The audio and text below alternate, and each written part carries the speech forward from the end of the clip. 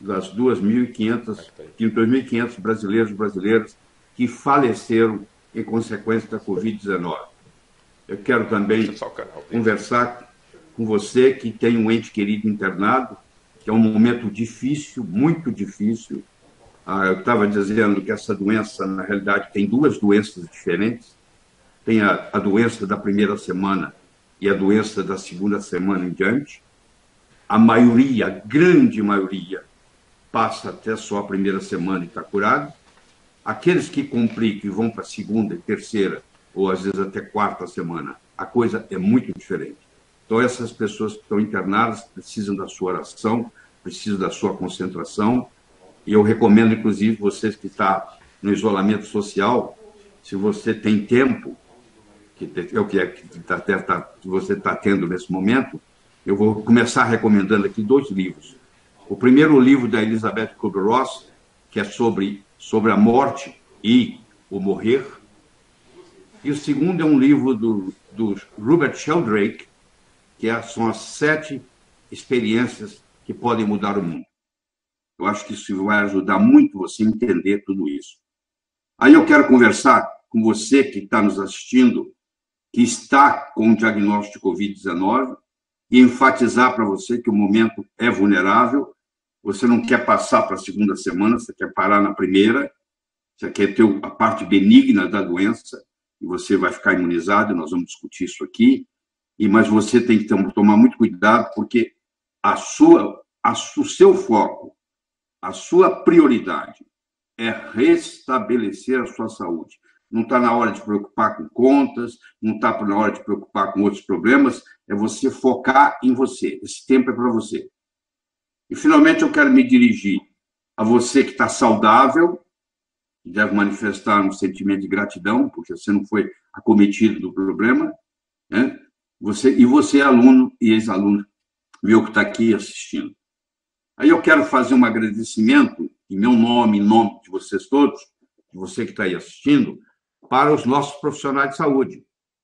Porque quando eu falo profissional de saúde, eu estou incluindo todo mundo. Eu estou incluindo o motorista da ambulância, o ajudante, o ascensorista, o trabalho da pessoa da recepção, o pessoal da limpeza no hospital, os fisioterapeutas, todo o corpo de enfermagem e os médicos, que são os nossos heróis dessa guerra.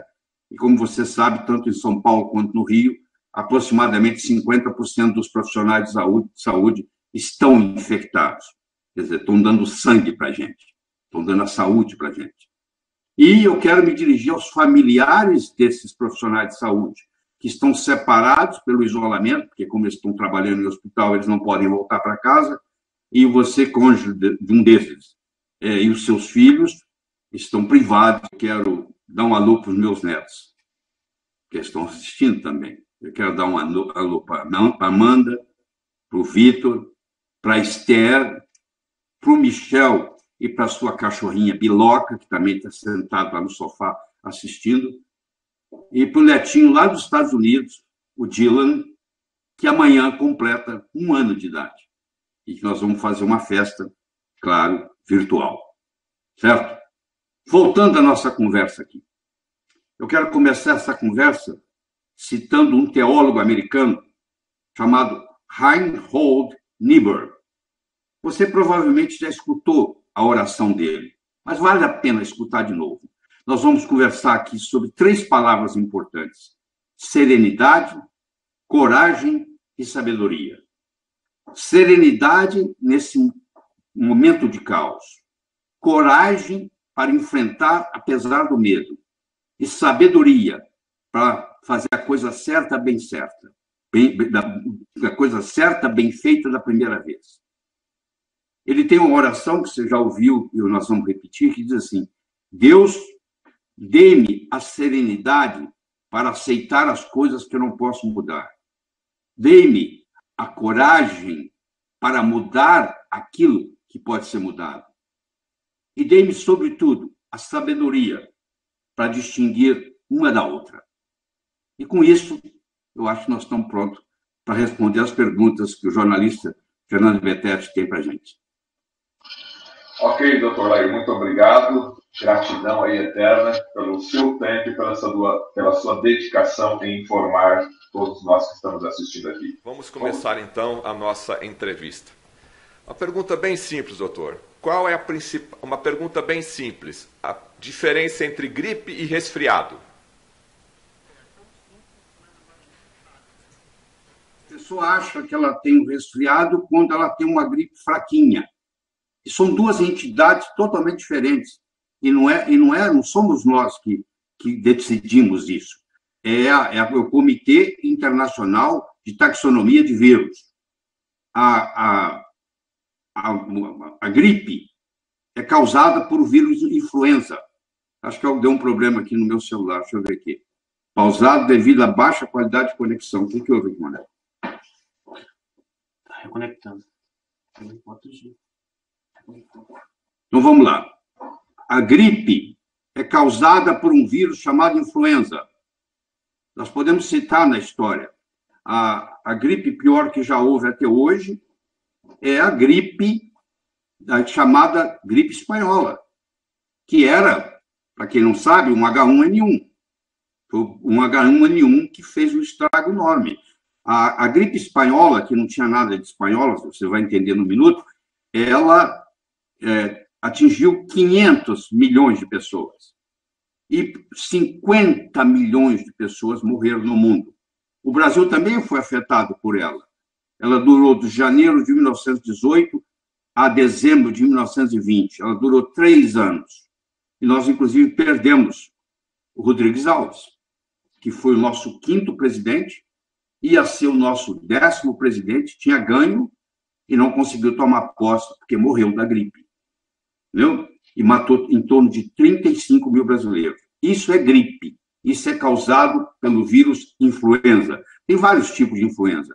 Tem o influenza A, tem o influenza B, tem o influenza C, tem o H1N2, o H2N2, o H3N2 e etc.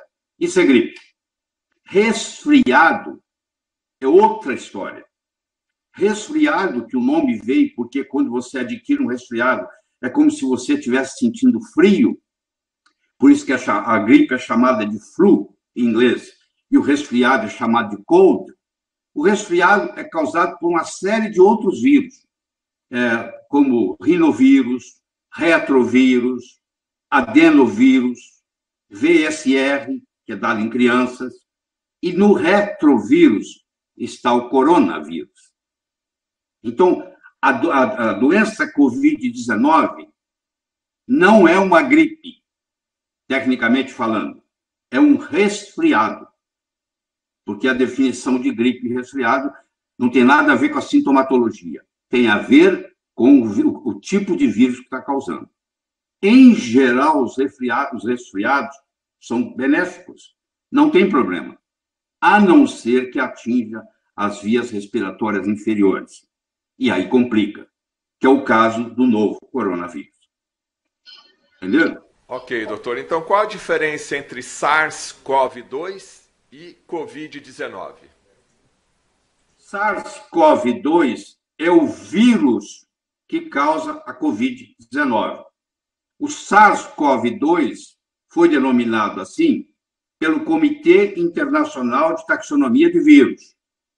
A Covid-19 foi chamada assim, que vem de Coronavirus Infectious Disease, foi chamada assim pela Organização Mundial de Saúde. E por que 19? Porque o primeiro paciente que ocorreu na cidade de Wuhan, na província de Hubei, aconteceu no dia 17 de novembro de 2019. Por isso que chama Covid-19. Covid-19 é o nome da doença. SARS-CoV-2 é o nome do vírus. Muitos profissionais, eu vejo, inclusive na televisão, eles confundem uma coisa com a outra. Uma coisa é o vírus, outra coisa nem é uma doença, é a síndrome. Tecnicamente, Covid-19 não é uma doença. Tecnicamente, medicamente falando, a Covid-19 é uma síndrome, porque ela tem um conjunto de sinais e sintomas que estão presentes em outras patologias. Mas nós vamos, nessa apresentação aqui, nós vamos chamá-la de doença, para ficar mais simples. Mas, tecnicamente...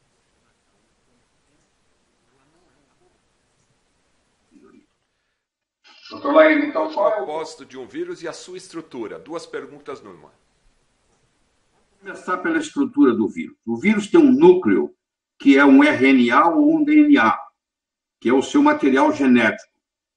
Em volta desse material genético, tem uma proteína que tem o nome de capsídeo, que a finalidade é proteger o material genético. Então, é o capsídeo. Se eu juntar a parte do genético com essa cápsula, eu chamo de nucleocapsídeo. Existem vírus, como é o caso do novo coronavírus, o caso do SARS-CoV-2, que, além disso, é envelopado, tem um envelope, tem um invólucro. E no caso do novo coronavírus, do SARS-CoV-2, ele tem um envelope que é constituído de proteínas chamadas S, que é de spike, que são espículas. São espículas. Espículas essas que vão penetrar na célula do hospedeiro. E essas espículas, elas têm uma afinidade, tanto pela enzima conversora de angiotensina 2, que é o chamado AC2, quanto pelo dipeptidilpeptidase 4, o DPP4. Essas enzimas existem sobremaneira no pulmão, por isso que a doença tem essa preferência pelo pulmão, mas ela também tem uma preferência pelos rins, ela também tem uma preferência pelo aparelho, pelo sistema cardiovascular, ela tem uma preferência pelo sistema digestivo, porque em todos esses lugares você encontra esses tipos de receptores que o vírus se liga para entrar na célula. A finalidade de um vírus é simplesmente se multiplicar, proliferar. Então, ele entra na célula, ele usa a maquinária da célula, e ele produz. E tem 2 tipos de ciclo. Ele pode fazer o ciclo lítico ou o ciclo lisogênico. O que é isso? O ciclo lítico é quando ele produz, a célula não aguenta mais, explode, e ele sai. Que não é o caso do coronavírus.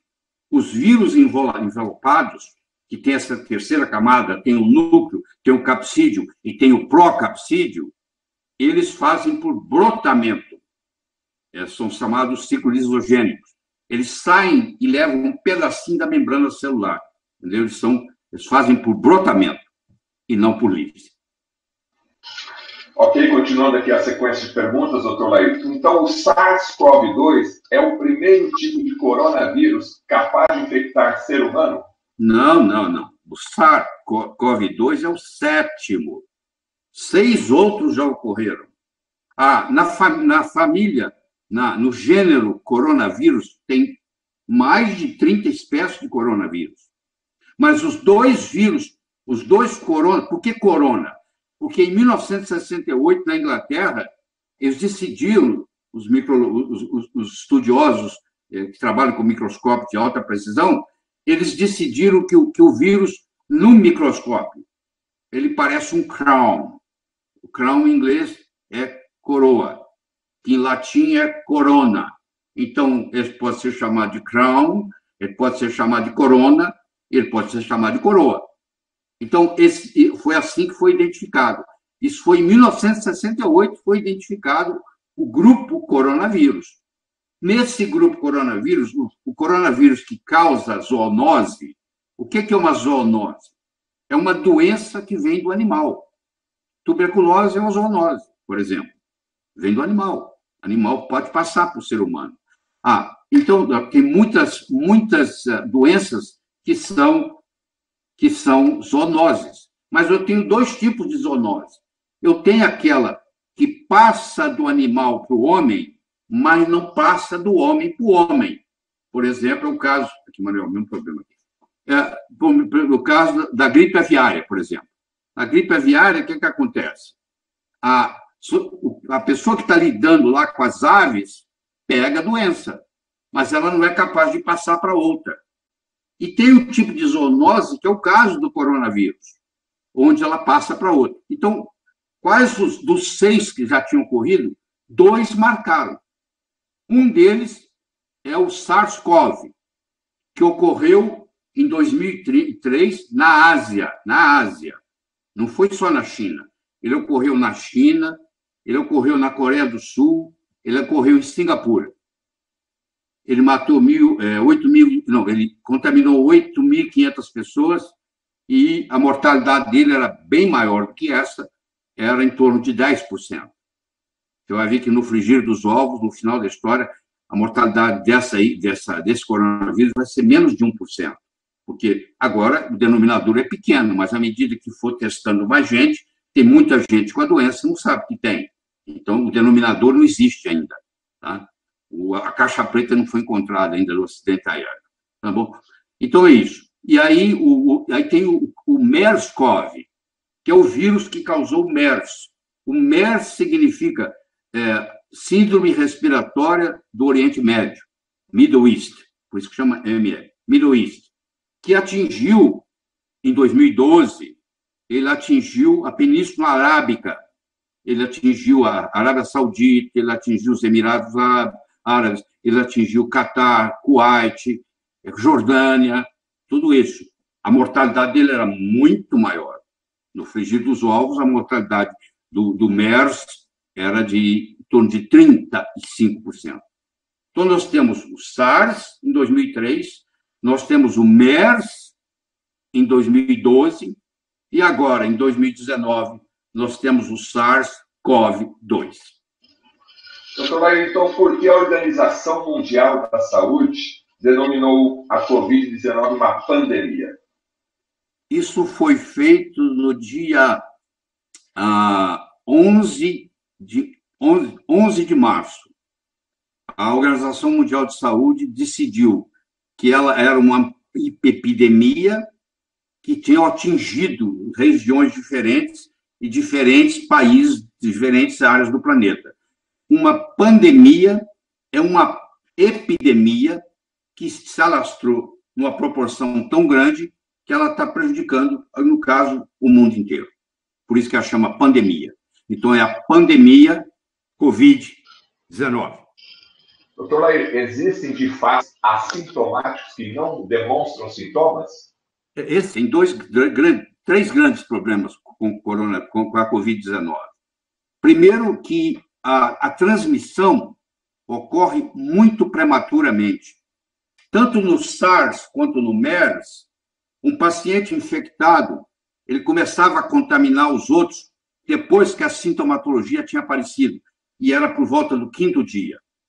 Quer dizer, a gente ficava descobrindo quem era doente ou não antes de começar a transmissão. No caso do coronavírus, do novo coronavírus, do SARS-CoV-2, no primeiro dia já pode passar para alguém. Então, esse é o primeiro, ela é precoce. Segundo, nós temos que estudar o chamado número reprodutivo básico, que é conhecido com o nome de R0. R0 significa, se não acontecer nada, se o paciente nunca foi contaminado por aquele vírus, se deixar aquilo solto, cada paciente vai infectar quantas pessoas? Por exemplo, no caso da H1N1, é 1,5. No caso do sarampo, é 15. Cada pessoa com sarampo tem a chance de contaminar 15. No caso da Covid, no caso do SARS-CoV-2, eles estão avaliando que entre 2 e 3. Não está claro ainda, porque está faltando denominador. Mas vamos supor que seja 2.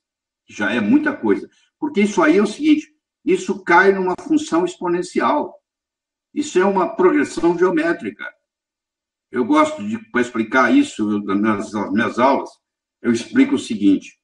Imagine que você e eu vamos visitar uma metrópole, vamos para o centro dessa metrópole, vamos dizer aqui em São Paulo, onde eu moro, e aí nós vamos abordar uma série de pessoas e oferecer para ela um emprego, que ela tem 2 opções de remuneração. Eu vou contratar essa pessoa para trabalhar para mim 31 dias. E ela pode receber de 2 modos. eu posso pagá-la $1 milhão adiantado, ou eu posso dar um salário para ela de 1 centavo por dia, e que esse centavo vai dobrar todo dia. Então, é 2, é 4, é 8, é 16, é 32, é 64, é 128, é 256, é 512, é 1024, é 2048, é 4.096, é 8.192, é 16.384. Você vai dobrando. Se você fizer isso, no final do 31º dia, a pessoa vai estar ganhando mais de 10 milhões por dia. Ela terá ganho, nesse período de 31 dias, mais de 20 milhões de reais. Esse é o poder da progressão geométrica, que a pessoa não entende. Mas por que está segurando? Porque está morrendo pouca gente. É porque a curva, se deixar a curva solta, você olha o que acontece. Então, o número reprodutivo básico é chamado de R0. Agora, o número reprodutivo que na prática é o chamado RE, é o efetivo. Eu tenho que basear no R0, que é muito importante na epidemiologia, mas eu tenho que pegar o meu RE, que é o efetivo, e fazer ele baixar mais ainda. Mesmo que o R0 de um SARS-CoV-2 seja entre 2 e 3, eu tenho que reduzir isso, porque senão a população inteira se contamina. Existe uma coisa que eu já vou discutir de saída, que é o chamado herd immunity, que é a imunidade de rebanho, que é o outro jeito de lidar com isso. Então, a imunidade de rebanho, contaminar as pessoas, já contaminou um X e para. Isso depende do número reprodutivo básico. Se esse número reprodutivo básico for 2, nós temos que infectar 50% da população para criar a imunidade de rebanho. Se esse número for 3, nós temos que infectar 60%. Aí você fala assim, mas por que você não infecta isso logo e acaba? Não, porque tem outro problema. O outro problema é que um percentual razoável complica, recebe a outra doença. Eu digo que tem 2 doenças. Tem a benigna, que você vai ter e não vai nem saber que teve, muita gente nem sabe que teve, muita gente nem sabe que teve, e vai ter a maligna. A maligna exige internação, existe ventilação mecânica, e aí, se não tomar cuidado, colapsa o sistema de saúde. Deu para entender?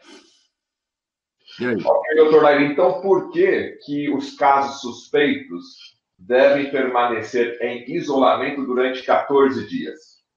Porque de estudos já feitos lá na China, eles mostraram que o tempo de incubação do SARS-CoV-2 é no máximo 14 dias. No máximo. A média é 5, mas no máximo 14. O tempo de incubação. Quer dizer, se for 5 dias, há 5 dias atrás eu entrei em contato com o vírus e hoje eu tenho a doença. Mas eu posso entrar em contato com o vírus e só ter a doença daqui 14 dias. Entendeu? Só ter a doença daqui 14 dias.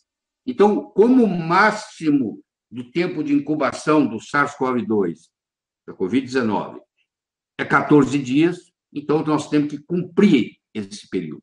E aí vem outro problema. O termo quarentena e o termo isolamento social. Primeiro, eles não são sinônimos. Mas aqui no Brasil já misturou tudo. Eles estão usando uns independente do outro. Quarentena, tecnicamente falando, é quando uma pessoa tem que ficar isolada, ou porque ela está doente, ou porque ela entrou em contato com uma pessoa que tinha, para ver se ela também vai ter. Isso chama-se quarentena. Isolamento já é uma estratégia usada para diminuir o grau de transmissibilidade da doença, de achatar a curva para não colapsar o sistema de saúde. Ok, então o que é sequenciamento genômico, doutor Lair? E quando ocorreu o primeiro sequenciamento do SARS-CoV-2? Sequenciamento genômico é a impressão digital daquele vírus. Cada vírus tem o seu genoma. O vírus pode ter um genoma que é um RNA, um ácido nucleico RNA, ou um ácido nucleico DNA. No caso do novo coronavírus, do SARS-CoV-2, ele tem, o genoma dele é um RNA de fita simples. Isso tem um problema. Eu vou explicar já agora, para adiantar. Que é o seguinte, quando o vírus tem só o RNA, como é o caso dos retrovírus, onde o novo coronavírus faz parte, esse vírus não tem um sistema de reparo de genoma. Se ele comete um erro, ou na replicação, ou na transcrição, ou na tradução, ele vai... São bastante técnicos teu, mas deve ter geneticista aí assistindo. Ele vai, se ele cometer um erro, não existe um sistema de reparo para isso. Então, esse vírus, que tem o genoma dele RNA e não DNA, ele é mais propício à mutação viral, porque ele comete mais erros e ele acaba mudando, entendeu? Então, isso vai ter uma repercussão lá na frente, na hora da vacina. Porque se eu faço a vacina para um tipo de vírus e agora ele é um mutante, será que essa vacina que eu fiz para esse vírus vai servir para esse mutante? Ou não? No caso da gripe, não serve. Nova vacina. Porque durante aquele ano, o vírus influenza sofreu uma mutação viral. Então, tem que todo ano renovar a vacina. Dr. Laí Ribeiro, os brasileiros, os cientistas brasileiros, já conseguiram sequenciar? Vou falar. Eu não respondi toda a sua pergunta. Foi no dia 20 de janeiro, não, desculpe, no dia 10 de janeiro, que foi, você lembra que tudo começou dia 17 de novembro, lá no Wuhan. Wuhan. Mas eu estou querendo dizer o nome do mercado lá, era Yuanan. Lá no Yuanan, no mercado de Yuanan, que é um mercado de frutos do mar, entrou um sujeito e comprou um pangolim. Porque o coronavírus, ele vem do morcego. Todos os coronavírus vêm do morcego. O morcego é o reservatório dos coronavírus. Não é a China que fez esse vírus, não. Isso não é man-made. Isso não é feito pelo homem. Essas teorias todas conspiratórias que tem aí não tem fundamento nenhum. E a China também não vai querer esse estrago no mundo. Eu vou explicar depois, se tiver alguma pergunta sobre isso. Mas lá em Yunnan, lá nesse mercado, na cidade de Wuhan, na província de Hubei, se você não sabe o que é pangolim, procura aí no Dr. Google, Pangolin. Você vai ver que o pangolim é um mamífero parecido com um tatu, que tem escamas, que é uma iguaria gastronômica com uma série de fetiche. Se você comer um pangolim, a sua vida vai para frente. Eles têm essas crenças. Então, esses animais silvestres, que estão cheios de vírus, são comercializados nesses mercados, as pessoas comem, e você sabe que na China eles têm o costume de comer carne crua. Então, alguém comeu esse pangolim, que pegou esse vírus do morcego, e deu essa mutação, e começou de humano para humano. Tá? Então, mas voltando então, obrigado aí que você falou a data certinho. O cientista brasileiro já conseguiu fazer essa sequência genômica, doutor? SARS-CoV-2? Dia 28 de fevereiro, a doutora Esther Sabino e a sua equipe, no Instituto de Medicina Tropical da USP, e logo em seguida o Instituto Adolfo Lutz, já sequenciaram também. O Brasil está bem atualizado, já sequenciaram também. Porque se eu não sequenciar, eu não consigo fazer nada, eu não consigo fazer teste, eu não consigo nada. É fundamental que faça o sequenciamento. Fundamental. Doutor, é possível que o novo coronavírus, o SARS-CoV-2, seja o último vírus dessa série ou podemos esperar o surgimento de outros tipos no futuro? Infelizmente, nós temos que esperar por outros. Não é o primeiro e não vai ser o último. Eu tenho uma filosofia que eu digo assim, uma ocorrência não estabelece tendência. 2 ocorrências estabelecem tendência. Você tem um sócio, ele te engana, você perdoa ele. Se ele te enganar a segunda vez, rompa a sociedade. Você tem um cônjuge, ele te trai, ela te trai, perdoa. Se fizer a segunda vez, vai fazer a terceira, vai fazer a quarta, vai fazer a quinta. Está na hora de acabar o casamento. Você entendeu?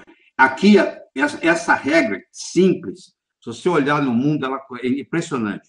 Uma ocorrência não estabelece tendência. 2 ocorrências estabelecem tendência. Então, já veio SARS em 2003, já veio MERS em 2012, e agora, em 2019, vem o SARS-CoV-2, vem a Covid-19. Então, é possível que isso venha de novo. Você lembra, por exemplo, o vírus da influenza, ele vem com frequência, todo ano, né? Ele é sazonal. Nós não sabemos ainda se esse vírus tem sazonalidade. Como eu disse, o acidente aéreo está acontecendo e nós não temos a caixa preta ainda. Tem resposta, tem pergunta que ninguém pode responder sem a caixa preta. E ainda não existe caixa preta para essa situação, porque o desastre aéreo está ocorrendo nesse momento. Doutor Laírio, eu gostaria que o senhor detalhasse um pouquinho mais, então, como que ocorre a transmissão do novo coronavírus SARS-CoV-2. Ela ocorre do seguinte modo. Primeiro, ela pode ocorrer por gotículas. Gotículas quando você fala, gotículas quando você tosse, gotículas quando você espirra. Essa é a primeira coisa, gotículas. Segundo, ela pode ser transmitida por superfície. Esse vírus, ele é viável. Eu não vou dizer que ele só vai sobreviver, porque nós podíamos discutir a noite toda aqui se o vírus está no limite entre a bioquímica e a biologia. Ele está com um pé na bioquímica e um pé na biologia. Tem pesquisador, tem cientista que acha que o vírus não é um ser vivo e tem cientista que acha. Essa discussão podia ficar a noite toda. Mas o fato é que vamos chamar que ele é viável. Um vírus viável, ele é chamado vírion. Esse vírion, ele tem o núcleo, que é o genoma, ele tem o capsídio, que é a proteína que protege o genoma, e ele tem o procapsídio, que é o envelope, com aquelas proteínas S de spike, espícula. Esse vírus consegue viver fora do corpo, viver entre aspas, sobreviver entre aspas, fora do corpo, mais do que, por exemplo, o HIV. Você tem uma ideia. Tá? Você tem uma ideia, o HIV. Então, ele tem essa habilidade. E ele pode ficar, dependendo da superfície, ele pode ficar até 76 horas. Né? Até 72 horas. Pode ficar 3 dias. Até 3 dias ele pode ficar, dependendo da superfície. Ele tem umas certas características que o vírus gosta. O vírus gosta de escuridão, o vírus gosta de umidade, tá? Ele gosta de temperatura baixa. A temperatura ideal para o vírus fazer a transmissão, já foi estudado isso, na época do SARS, eles fizeram esse estudo, que é na mesma linha, na mesma família, do mesmo gênero, que o SARS e o MERS, ele é 8,7 graus Celsius. Você viu que todos os lugares onde espalhou no começo, na China, na Itália, na Espanha, nos Estados Unidos, estava no inverno.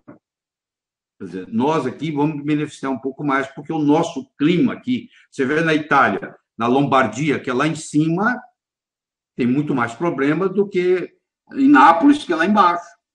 Entendeu? Isso tudo interfere. Então, se a superfície é úmida, se ela é escura, se ela é fria, isso contribui para ele ficar mais tempo.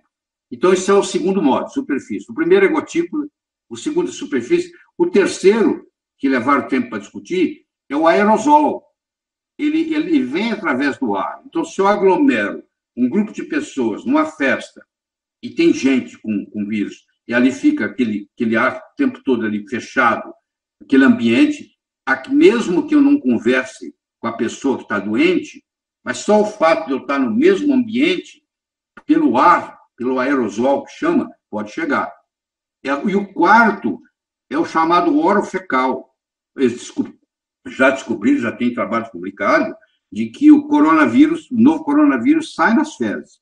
Então, você tem que tomar muito cuidado, porque, às vezes, se você tem higiene de lavar as mãos depois que você vai ao banheiro, a higiene tem que ser dobrada. Você agora tem que lavar a mão, não porque você foi no banheiro, mas lavar a mão de um modo que pode ser que você esteja com o vírus na mão, pode ter contaminado.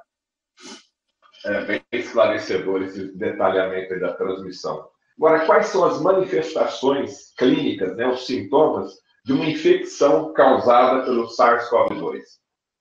Naquele que vai ter a doença benigna, é muito simples, né? É um estado gripal, é uma febre, é uma dor de cabeça, muito comum você ter o que se chama hipogeusia. A palavra geusia quer dizer paladar. A palavra anosmia quer dizer olfato. Se eu tenho ageusia, eu não tenho fome nenhuma. Se eu tenho anosmia, eu não sinto dor nenhuma. Geralmente você não tem ageusia, anosmia. Você tem hiponosmia e hipogeusia. Eu já vi casos escrito na literatura, onde o paciente, a única coisa que ele tinha era hipogeusia. Ele perdeu a fome e não conseguia comer nada. É o único sintoma que ele teve. Geralmente não vem esse sintoma sozinho, mas isso, medicina não é matemática. Tudo é possível, entendeu? Agora, doutor Laír, uma pergunta bem focada aqui. Qual o melhor tratamento para qualquer doença? O melhor tratamento para qualquer doença é não adquiri-la. Eu acho que saúde é um legado de um modo como você vive, o que você come. Isso que a medicina precisa despertar, porque, por incrível que pareça, o PubMed tem 23 milhões de trabalhos médicos publicados. E não é um dos melhores, o PubMed. 23 milhões. Né? E lá nesses 23 milhões tem milhares e milhares e milhares e milhares da importância dos nutrientes na saúde. Mas como nós não temos nutrição na faculdade de medicina, o médico sai da faculdade sem entender nada de nutrição, e se ele não teve esse assunto na faculdade, ele acha que isso não existe. Se o seu carro, se ele é a álcool, e você parar no posto e colocar gasolina, você não vai muito longe, ou vice-versa. Você não vai muito longe. É simples você entender isso. Nós temos que comer coisas que o nosso genoma está preparado. O nosso genoma, segundo os geneticistas, não sofreu mudança radical nos últimos 20 mil anos. A comida da sua avó já era diferente da sua bisavó, da sua tataravó, muito mais. A comida que nós comemos hoje, ela não é compatível com o nosso genoma, que o nosso genoma é de 20 mil anos atrás. Então, é fácil você entender. Meu carro anda com gasolina. Se eu colocar álcool, eu vou ter problema. Então, como nós não temos esse treinamento de nutrição na faculdade de medicina, a gente não dá valor para isso. E aí as pessoas, como não são bem nutridas, elas têm deficiência. E uma das deficiências, infelizmente, vai com relação ao sistema imune. E aí, você sabe, 10 pessoas entram numa sala, 2 pegam gripe. As 8 não. Ué, por que as 8 não pegaram, se o vírus estava lá para todo mundo? Porque elas têm um sistema de defesa diferente. Você que está aí em isolamento social, está na hora de você se reinventar. É uma grande oportunidade para você se reinventar. Começa a fazer ginástica, para de fumar, para de beber, para de fazer uso de drogas, entendeu? Passa a comer mais, passa a tomar 6 copos d'água por dia, no mínimo, que a hidratação é fundamental nesse processo todo. Então... Doutor Laír, uma pergunta que tem levantado muito também a questão do debate na mídia. A pessoa que se infectou com o Covid, né, 19, SARS-CoV-2 aí, ela já está imune ou ela...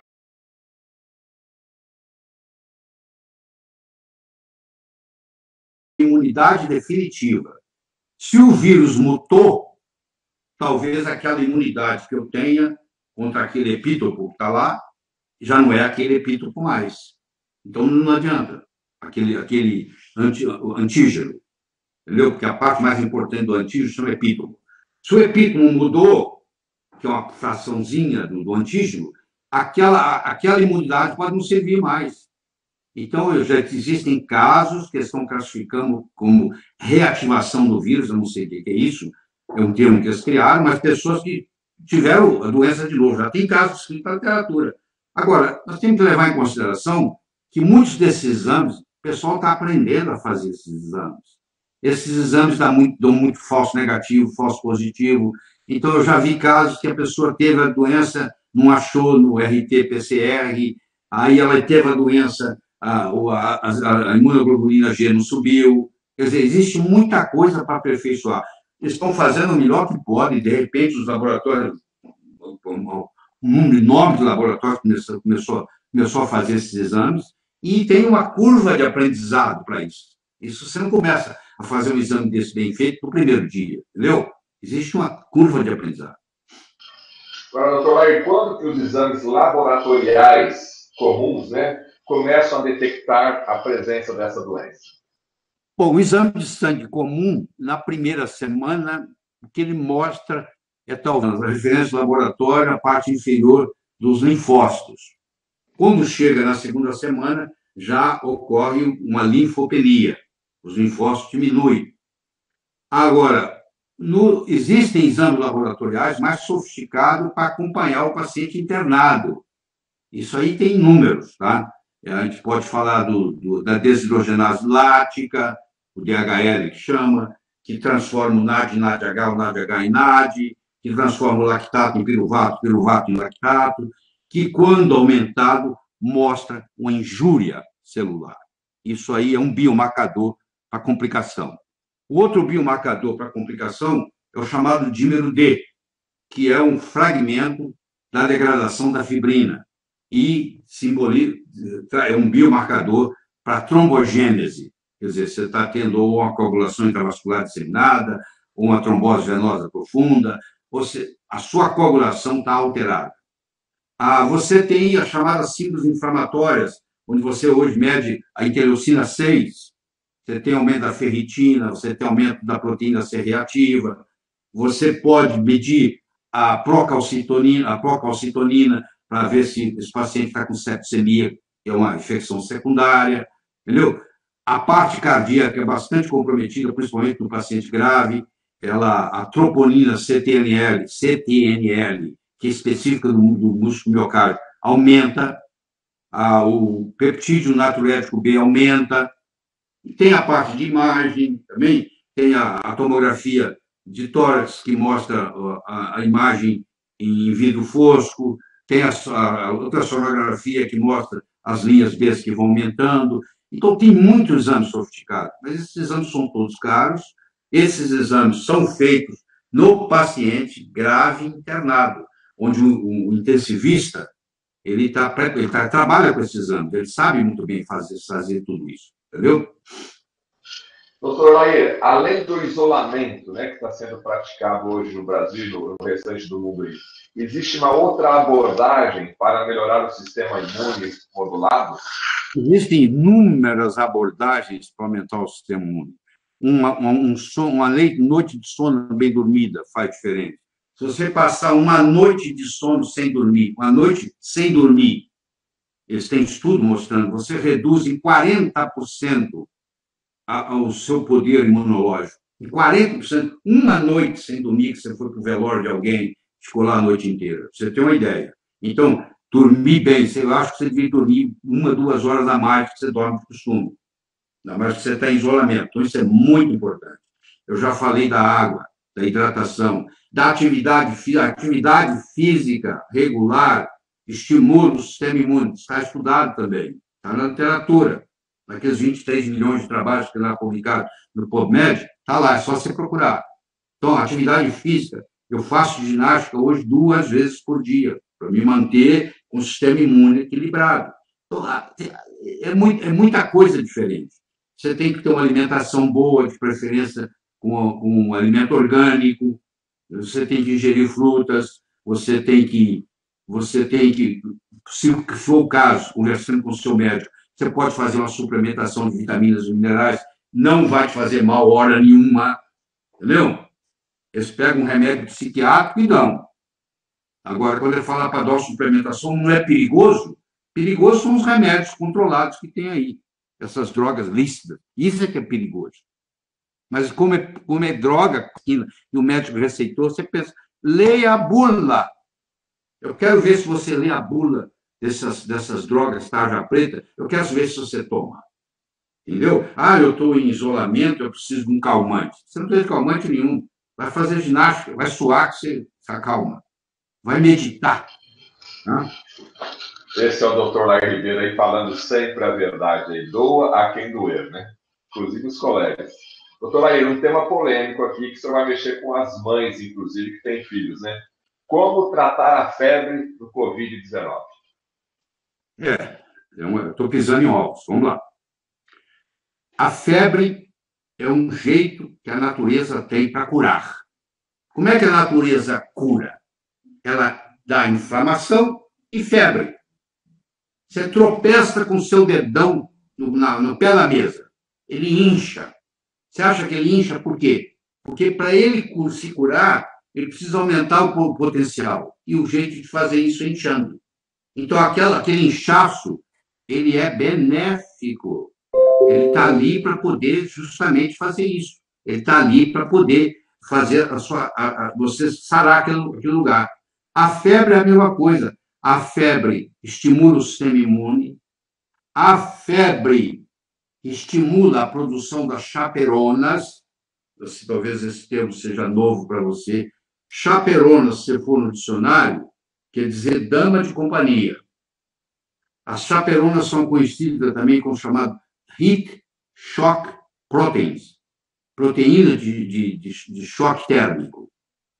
Essas chaperonas, elas são o controle de qualidade da produção de proteínas. E elas são muito importantes. Tem muitas coisas que aumentam a chaperona. Uma delas é a sauna. A sauna seca. Eu não aconselho você fazer sauna úmida no Brasil, porque a água que está lá para fazer aquele vapor, ela não é filtrada. Ela saiu da torneira. Ela tem muito cloro, que é obrigado a colocar cloro para matar as bactérias. E ela, quando esquenta e vira um vapor, ela vira um vapor de cloro, que é venenoso, que você absorve aquilo. Então, eu não aconselho ninguém a tomar banho, a tomar sauna úmida. Mas a sauna seca, que eu acabei de fazer uma antes de começar essa palestra, a sauna seca é outra história. Porque a sauna seca, primeiro que o vírus não gosta do calor, você pode matar o vírus, inclusive dentro da sauna não tem vírus, tá bom? A sauna seca. Você troca a sua água, é como se você tivesse um peixe no aquário, que de vez em quando você tem que trocar a água do aquário. Para trocar a água do aquário, eu vou para a sauna, suo bastante, bebo outra água limpa, eu estou limpando a água do meu aquário. Nós somos um aquário ambulante. Um aquário ambulante. Entendeu? Então, isso aí tem muita coisa, muita coisa. Eu olho meus vídeos na internet, venho discutindo isso há muito tempo. Doutor Lair, então, o que pode tornar a sobrevida do vírus mais curta fora do ambiente? Bom, por exemplo, a luz solar. Lugar onde bate sol, o vírus, a luz ultravioleta mata o vírus. Está provado isso, está publicado. Ele não gosta de claridade, ele não gosta de aridez. Você está num ambiente seco, não é propício para ele, entendeu? Então, isso tudo ajuda. E o calor ajuda. O calor, a luz, a aridez. São os três componentes que o vírus não vai conseguir crescer. Então, uma caminhada no sol seria muito bem-vinda. Aliás, eu faço isso todo dia. Infelizmente, fizeram uma lavagem cerebral. O sol, a helioterapia, que é o tratamento com o sol, é uma das coisas mais importantes que tem na nossa vida. Antes de antibiótico, tudo era tratado com o sol, era o solário. Você tinha tuberculose, você ia para o solário, você tinha sífilis, você ia para o solário, você tinha psoríase, você ia para o solário, tudo. Inclusive, o Dr. Finsen ganhou o Prêmio Nobel de Medicina em 1903, mostrando as qualidades terapêuticas do sol. Mas fizeram uma lavagem cerebral nas pessoas de que sol faz mal. Você que está aí no seu isolamento social, procure tomar um solzinho. E não adianta só o que passa pelo vidro, não, tá? Ah, eu tenho uma varanda toda envidraçada e eu tomo um banho de sol lá. Não, lá não é o lugar, não. Porque o raio ultravioleta que você precisa, ele não passa, ele não atravessa vidro. Ele não atravessa vidro, ele fica preso lá de fora. O ideal é você andar, que seja 10, 15 minutos por dia, num lugar onde você tem o sol batendo na sua cabeça. Tá bom? Ok, doutor Laí, então vamos lá. Qual o tratamento específico para a Covid-19? Não existe tratamento específico para a Covid-19. O H1N1, por exemplo, tem. Você lembra do Tamiflu, né? É o oseltamivir, que é o Tamiflu, que não está aplicando não serve para esse vírus. Se serve, eu não li trabalho nenhum.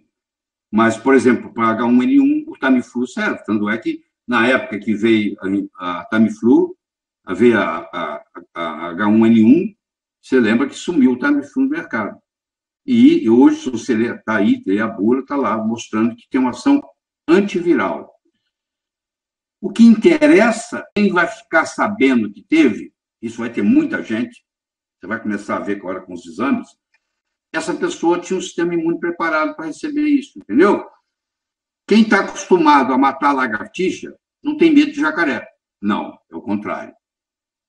É o contrário. Quem está acostumado a matar jacaré não tem medo de lagartixa. Quer dizer, o sistema imune que é capaz de defender, ele vai tirar de letra isso. Senão, aqui, ó. Pessoal que está aí vocês que estão aí assistindo pelo Instagram, vai ter que parar um pouquinho, porque o Instagram só deixa por 1 hora e de imediato vai voltar. Fica tranquilo. Vamos aguardar, então, esse tempinho aí. O nosso assessor técnico, o Manuel, está reinicializando ali o Instagram para o pessoal dar continuidade aqui ao nosso bate-papo com o Dr. Laí Ribeiro. Lembrando mais uma informação ética: qualquer dúvida, qualquer sintoma, procure o seu médico de confiança. Essa é uma entrevista jornalística, onde o Dr. Laí Ribeiro está passando as informações a respeito desse tema aqui, que é muito importante. Tá certo? Já voltou aí, Dr. Laí? Acho que não voltou. Se cair, pessoal que está aí assistindo pelo Instagram, vamos aguardar aqui um pouquinho. Vai para o YouTube. Exatamente. Pessoal que tiver dificuldade aí do Instagram, no YouTube oficial do Dr. Laí Ribeiro, youtube.com/Academia Laí Ribeiro, você vai assistir lá de forma tranquila dentro do canal oficial do Dr. Laí Ribeiro e de todos os outros que nós citamos aqui. O Dr. Laí Ribeiro está dando as respostas aqui sobre esse tema da pandemia e está respondendo a pergunta aqui, que depois ele vai retomar o raciocínio: qual é o tratamento específico para a Covid-19? Mais uma vez, queremos agradecer a grande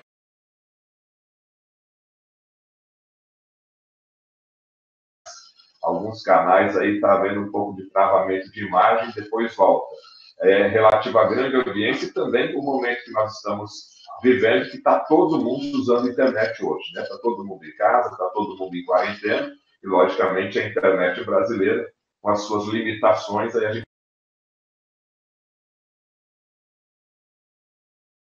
sintomatologia, o estrago que ela faz e etc. Mas, como eu disse, o melhor tratamento para qualquer doença é não adquiri-la. Então, você que está aí assistindo, que ainda não adquiriu a doença, você tem que cuidar do seu sistema imune.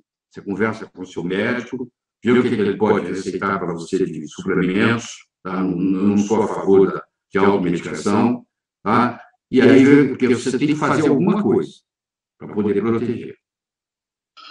Doutor Laí, a mídia está falando muito que no começo só morria, era mais preocupante o pessoal idoso, né? O grupo de risco se limitava a 60 anos ou mais, ou algumas doenças lá mais graves. Qual é o grupo de risco, na sua opinião, no seu estudo? Em geral, são pessoas com mais de 60 anos, mas eu acho que não é porque tem mais, porque, em geral, as pessoas com mais de 60 anos têm uma série de doenças associadas. Eles são diabéticos, são hipertensos, têm artrite reumatoide, o que for. E eles estão tomando remédios para isso. E esses remédios também interferem no sistema imune. entendeu? Mas, por exemplo, pacientes com doença cardiovascular, com doença pulmonar, com doença renal, tudo isso é fator de risco. Os obesos, tem estudos recentes mostrando que a obesidade é um fator de risco maior. O fato de você ser homem, a prevalência da doença é mais comum em homens do que em mulheres. A gravidade da doença se manifesta mais em homens do que em mulheres. E a explicação é muito complexa.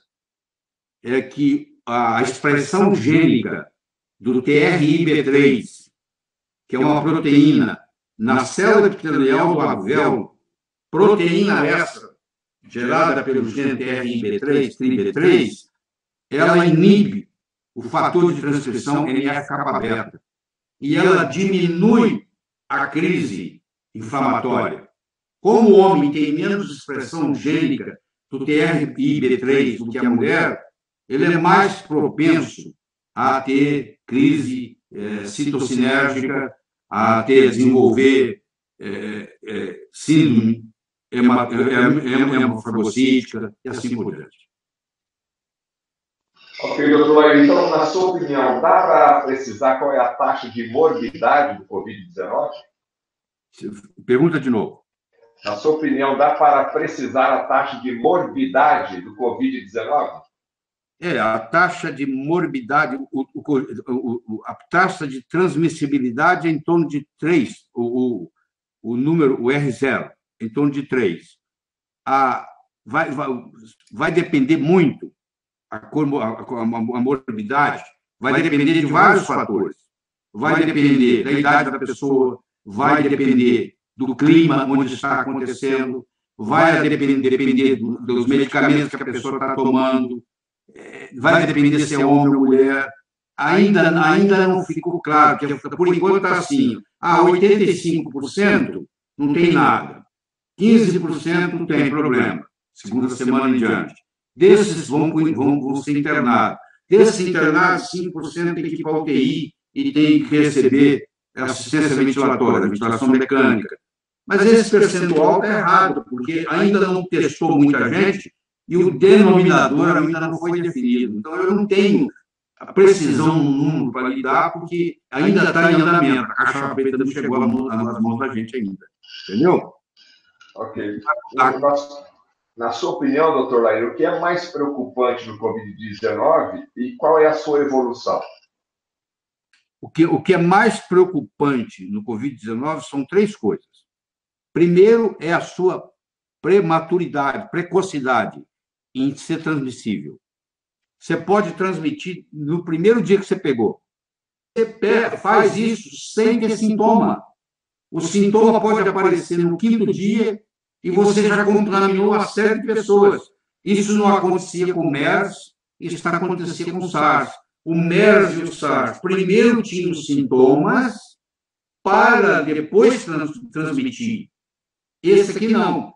Ele transmite, é uma transmissão intensa, porque, como eu disse para você, o núcleo básico reprodutivo é entre 2 e 3, isso é bastante contagioso, e acontece sem você saber. Como é que você vai saber? A pessoa não tem sintoma nenhuma. E o outro problema maior, que é um percentual razoável, não sei qual é, pode ser que seja 5%, mas eu acho que é menos que isso, assim que for fazendo mais testes, e vai depender de um ventilador, entendeu? E o gargalo está aí, porque não existe nenhum país que está suficientemente preparado para enfrentar isso aí, enfrentar uma pandemia dessa com comprometimento respiratório inferior, com desenvolvimento de todas essas síndromes inflamatórias, entendeu? Aumento enorme de interleucina 6, etc. Isso é grave e tem que ser tratado por internistas, por pessoas intensivistas que têm o know-how de fazer isso, que não se aprende da noite para o dia. Eu posso mandar um respirador para uma cidadezinha, e o médico lá, como é que ele vai usar o respirador? Ele não tem treino com aquilo. De repente, entrega o ventilador para ele, o que adianta? O que adianta você ter a tecnologia e não saber usá-la. Se eu te dou um BMW, a chave dele aqui, e falo, é seu, pode levar. Você não sabe dirigir, não vai sair do lugar.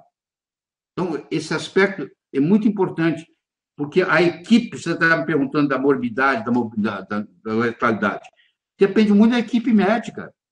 Um paciente que pode ser salvo numa equipe médica vai morrer noutra, porque o know-how, isso aí é uma experiência, isso aí vale muito. E a experiência é tempo, é vendo casos, não é uma coisa simples. Não é, você não ganha experiência intensivista da noite para o dia. Isso não existe.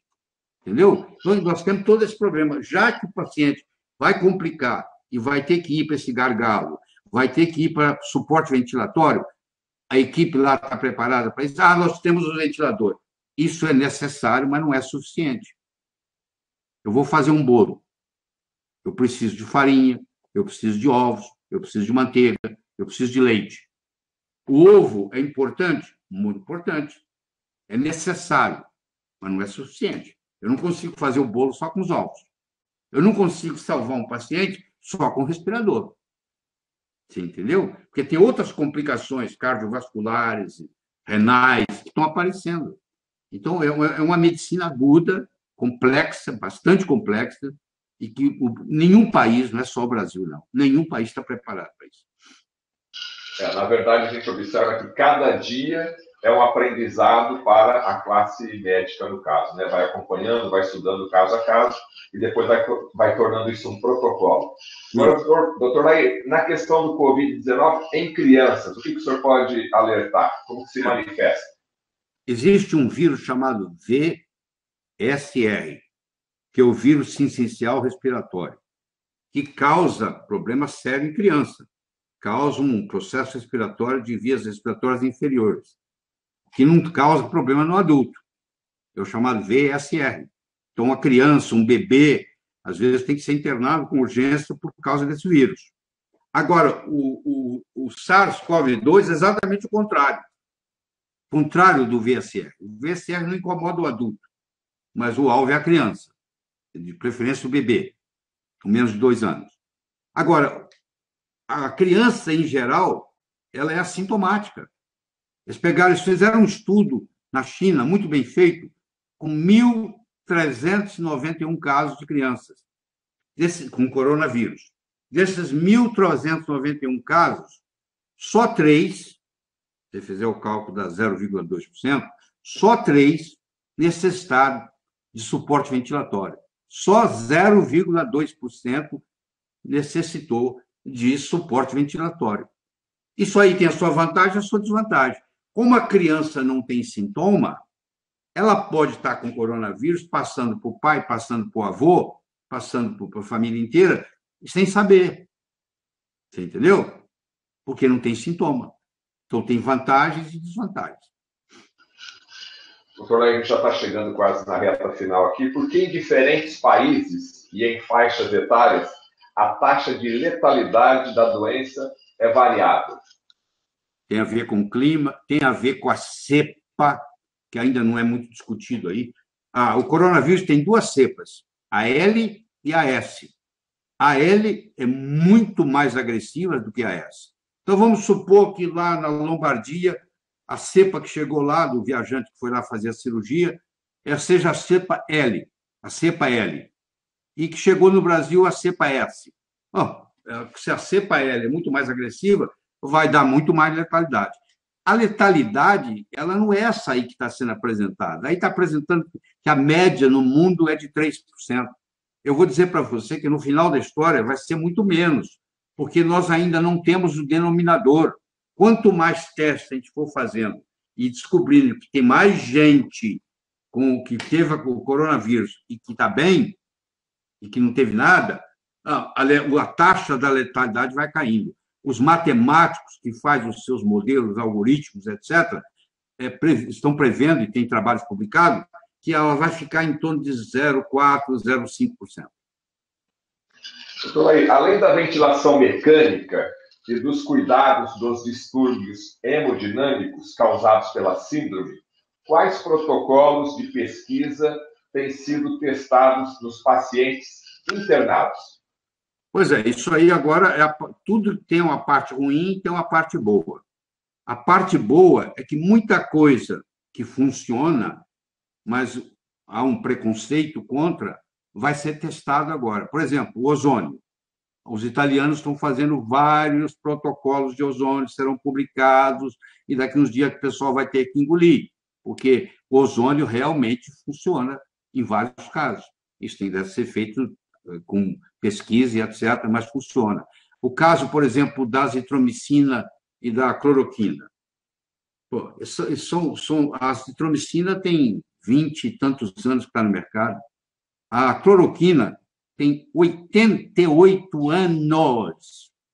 A cloroquina está na lista dos medicamentos essenciais da Organização Mundial de Saúde. E tem gente que faz uso de cloroquina para prevenção e tratamento de malária. Quer dizer, a pessoa vai para uma região onde tem malária, ela toma profilaticamente. Nós não estamos falando de uma cloroquina por 10 meses. Nós estamos falando de uma cloroquina por 5 dias. Pô. Entendeu? Isso é um remédio que existe, foi descoberto há 88 anos atrás, que é usado em várias doenças no mundo. Pô, tomar 5 dias, nós não estamos falando em tomar 5 anos. Eu conheço gente que toma 5 anos para lúpus, por exemplo. Então, isso aí eles fazem, a mídia aí, droga nova, que não sei o quê. Você tem a melatonina, por exemplo, que é uma coisa inócua. Eles têm estudos mostrando que também ajuda. Você tem os vermífugos. A ivermectina, por exemplo, funcionou lá na SARS, e a nitazoxanida, nitazoxanida, que está sendo feito estudo no Brasil, inclusive. A droga que aí ninguém contou o que era, o ministro aí falou, o Marcos Pontes, essa droga também pode ter efeito. Então, nesse momento, a gente tem que ter a cabeça, claro, que tem que fazer isso com autorização do CONEP, etc. e tal, mas é uma oportunidade, inclusive soroterapia, plasmaferese. Você vê, na época da gripe espanhola, que na realidade não começou na Espanha, a gripe espanhola começou no estado de Kansas e na cidade de Detroit, nos Estados Unidos. Pouca gente sabe disso, a não ser que você estude história. Mas o que acontece? A França, a Alemanha, os Estados Unidos, a Inglaterra estavam em guerra.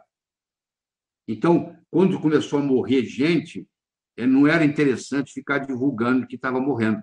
E como a Espanha não estava participando da guerra, ela contava a verdade do pessoal que estava morrendo. Morreram mais de 50 milhões de pessoas, 500 milhões de pessoas foram contaminadas na gripe espanhola, que era um H1N1, tá? Mas eu até perdi o meado. Bom. E aí, o que aconteceu?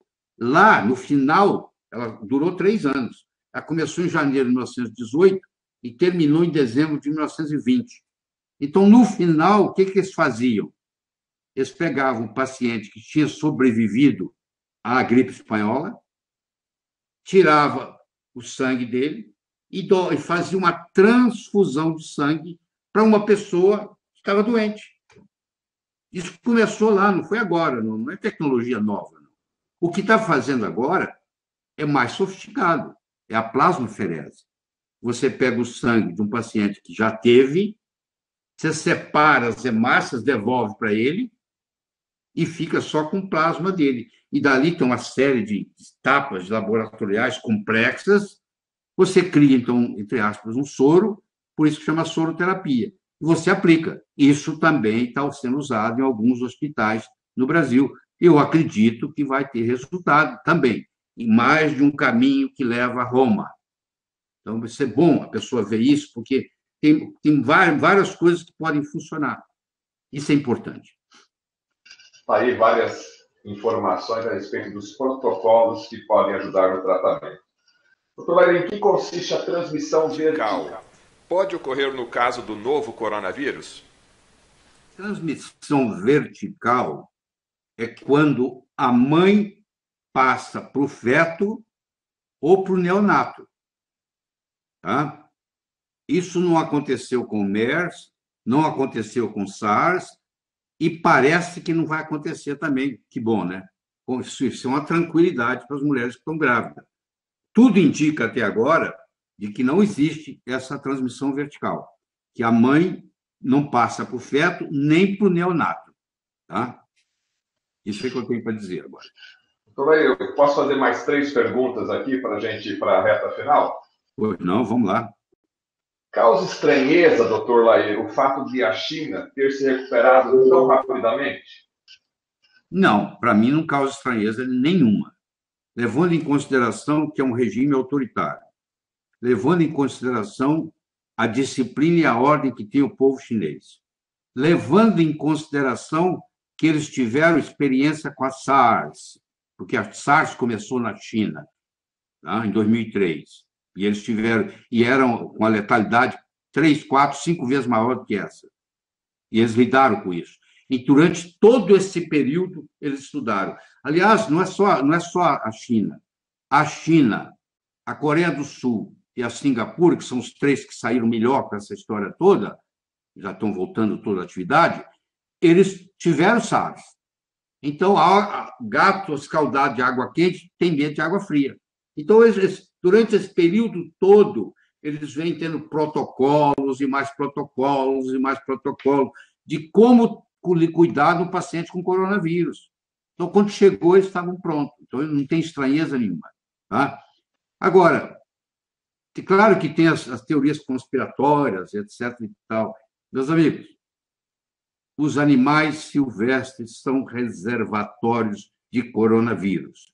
Quanto mais você vai chegando perto desses animais e até ingerindo eles, porque o pangolim é um animal de extinção, mas é um fetiche comer pangolim, que acha que é uma iguaria gastronômica enorme se comer um pangolim. Então, o pangolim, ele é o morcego passa o vírus para ele. Então, por isso que eu disse, se nós continuarmos invadindo o espaço dos animais silvestres, nós vamos continuar tendo que lidar com o coronavírus. Mas deixa eu falar mais sobre a China. A China produz tudo hoje. Não estamos comprando respirador da China? Todo equipamento médico não vem da China? Você acha que a China vai querer que o mercado desapareça? Que todo mundo vai ficar doente? E aí não vende aparelho? Ele não vende telefone? Ele não vende tudo. Ele é o maior produtor do mundo. Ele exporta tudo. A China é o maior consumidor do mundo. É quem mais compra do Brasil, sabia disso? É o maior comprador do Brasil. A China é referência, benchmark, é referência no mercado financeiro. Quando a bolsa da China sobe, a bolsa do mundo inteiro sobe. Quando a bolsa da China desce, todo o mundo inteiro desce. Eu tenho que torcer pela China, porque se a China estiver bem, o Brasil também, o mundo também. Então, vamos deixar essa história de conspiração para lá, que as culpadas da China. Imagine se esse vírus tivesse aparecido no Brasil. Você acha que o vírus apareceu no dia 17 de novembro e menos de 2 meses depois estava sequenciado? Hein? Não. Quer dizer, e agora ficam pondo culpa. Eles demoraram muito. Que demoraram muito? Se tivesse saído de Nova York, seria muito pior. Eles até foram muito rápidos. E se a China está bem, nós também estamos bem. Aí, a penúltima pergunta, em relação ao Brasil. O Brasil está fazendo a tarefa de casa em relação ao Covid-19? Com muitos países nós estamos. Mas a Covid-19 é de uma complexidade médica, social, educacional, política e econômica enorme. Não é um jogo de damas, é um jogo de xadrez onde o oponente faz uma abertura com o gambito da dama, para quem sabe jogar xadrez. Faz a saída, a abertura com o gambito da dama. É uma complexidade muito grande. E nós temos que ter um planejamento muito eficaz, uma implementação muito eficiente. E eu diria mais, eu não sou político, eu não me envolvo com política, mas eu acho que a Covid política deveria entrar em quarentena. E nós deveríamos achatar a curva de discórdias em Brasília, que estão atrapalhando o andamento do tratamento da Covid-19. Espero que todos nós vamos sair mais pobres, espero que vamos sair mais sábios e mais preparados para as outras que virão depois. Doutor Lair, eu gostaria de agradecer, mas eu tenho uma pergunta para finalizar, e já aproveito para o senhor deixar sua mensagem de boa noite, que nós já estaremos finalizando aqui. O senhor faria alguma recomendação, além das que estão sendo divulgadas? Eu citaria Claude Bernard e Anthony Béchamp, na época de Pasteur. O Béchamp e o Claude Bernard brigaram a vida inteira com o Pasteur. O Pasteur achava que tudo era germe, e o Béchamp e o Claude Bernard achavam que era um terreno biológico. Se eu plantar uma semente de um carvalho num asfalto, num cimento, não precisa ser nenhum gênio, ela não vai crescer. Eu preciso de um terreno preparado para a semente germinar. Essa história toda de vírus e bactéria tem o seu papel, mas eu acho que mais importante ainda é o terreno biológico.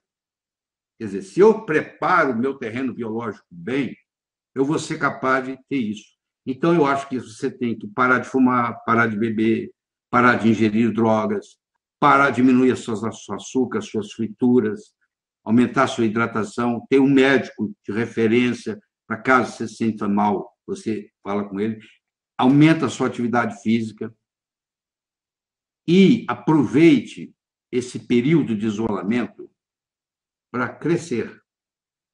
Crescer emocionalmente, crescer espiritualmente. Nós temos o tempo, mas não temos todo o tempo.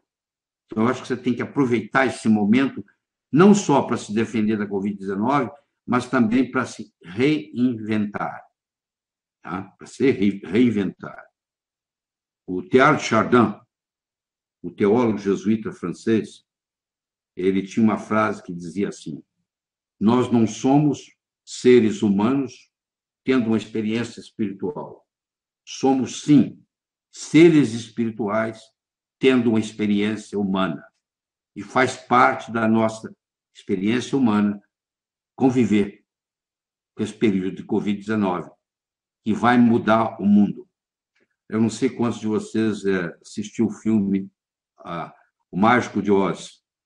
O Mágico de Oz ocorre no estado do Kansas e Dorothy é levado por um vento e vai com o cachorrinho dela, Totó, e vai para outra terra. E tem um momento que ela diz para o cachorrinho, Totó, eu tenho a sensação de que nós não estamos mais em Kansas.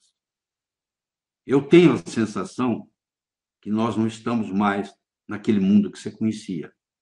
Nós estamos num mundo novo. Deixa eu lhe dizer uma coisa. Toda adversidade traz consigo a semente da bem-aventurança. Vou falar de novo.